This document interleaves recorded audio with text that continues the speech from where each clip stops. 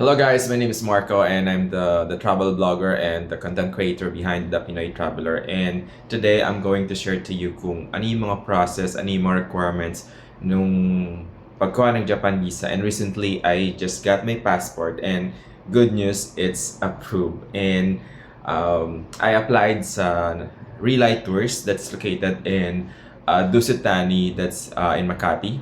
Okay? So let's talk about first ano ba yung mga requirements pag mag-a-apply ng Japan visa. By the way, this is for tourism, guys. Tourism only, hindi siya for employment.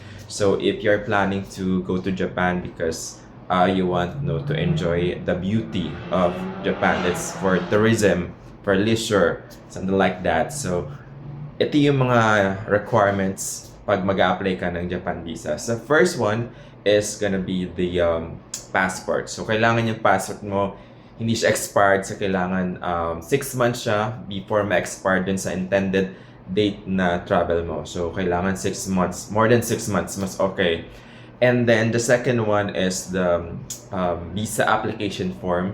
So you can download this one online. Pwede siyang typewritten or pwede mo naman siyang handwritten. So ang ginawa ko nung pumunta ako sa travel agency, mali yung typewriting, yung kung saan ko pinaprint yung visa application form ko. So that's why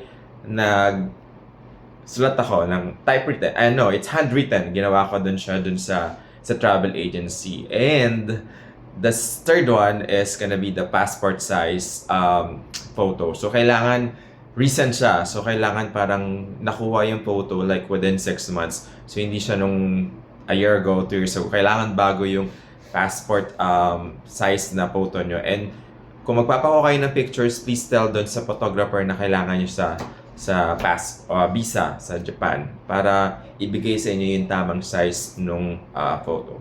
And then the fourth one, that's gonna be a birth certificate. So that's gonna be a PSA issued birth certificate na kailangan rin siya within a year. Okay, hindi siya basta-basta birth certificate lang or yung mga tinatago nyong birth certificate noon pa. Kailangan na-release siya within a year. And don't worry, mabilis lang naman kumuha ng birth certificate. If you have like a national ID, pwede kang mag-walk-in or kailangan mong mag-appointment ng online kung wala ka pang national ID. And usually yung process, like it will only take like 15 minutes to 30 minutes pag nandun ka sa may is that NSO? Yeah, NSO. Yeah, dun sa pagkuha ng birth certificate. And super bilis lang, tumatagal lang siya if mahaba yung pila. But nung kumuha ako ng birth certificate, it only takes like 15 minutes and natapos ako agad. And if kung married naman kayo, kailangan pa rin ng marriage certificate. So, birth certificate mo and then marriage certificate. And then, ano pa ba? Okay, so doon naman tayo sa bank certificate. So sa bank certificate mo, kailangan you can request this one to your local bank. And then kailangan doon sa birth certificate nandun kung kailan siya inopen. And then may 6 months na ADB. And then also yung current balance ng bank account mo. So tinatanong nila magkano ba talaga yung laman ng bangko mo. Actually, hindi naman siya hindi siya sinasabi ng embassy kung magkano dapat yung laman ng bangko mo. Pero usually, ang sinasabi nila, hindi ito ng embassy na sinasabi ng mga travelers, kailangan at least like meron kang 10,000 pesos per day. So, kung for example, if you want to stay in Japan for 4 days, so kailangan meron ka at least 40,000 or 50,000 sa bank mo. But again, walang specific amount na sinasabi yung embassy kung magkano dapat yung laman ng bangko mo. Okay, so depende pa rin yan sa ipapasa mong bank certificate, yung ADB mo, kung kailan mo siya inopen, and then yung current balance mo. And also, napakahalaga din nung ITR or yung income tax return, and also the certificate of employment kasi kailangan din yon para malaman ng embassy na babalik ka talaga sa Pilipinas. Na proof na hindi ka magstay doon and then may babalikan ka pa dito sa Pilipinas. And for businesses din, so kailangan nyo mag-submit ng mga information about your business. So, kailangan din ng mga tax, mga registration, something like that na nagpapatunay na may business kayo.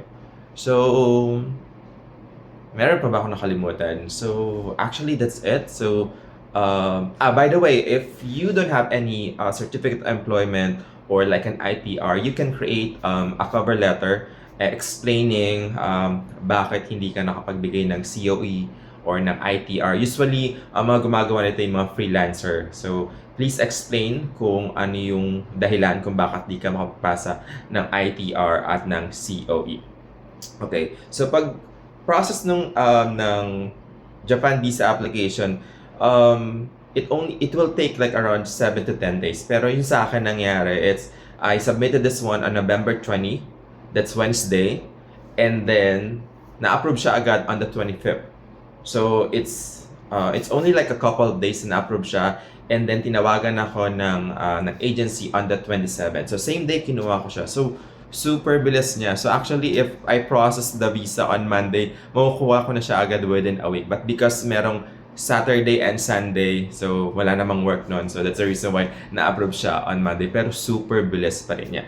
Okay, and the Visa T application, it's 999 pesos. That's gonna be for single entry. Pero pag multiple entry, iba pa yung iba pa yung application form para sa multiple entry, and iba pa yung fee niya. So this time, kahit nakapangalawang beses pa akong pumunta ng Japan, nag-apply pa rin ako ng single entry kasi I read some blogs or some comments about dun sa multiple entry na minsan kina-question sila bakit multiple entry, and usually yung multiple entry daw is just per business, but usually the reason why you applied for multiple entry is because you want to experience Japan, and usually pupunta ka doon, and maraming season ng Japan, may winter, may autumn, may summer, so that's the reason why you apply for multiple entry para hindi ka na mag-apply lagi ng visa. So there you have it. So that's gonna be yun yung journey ko nung pag-apply ko ng Japan visa. But if you have any questions or any concern,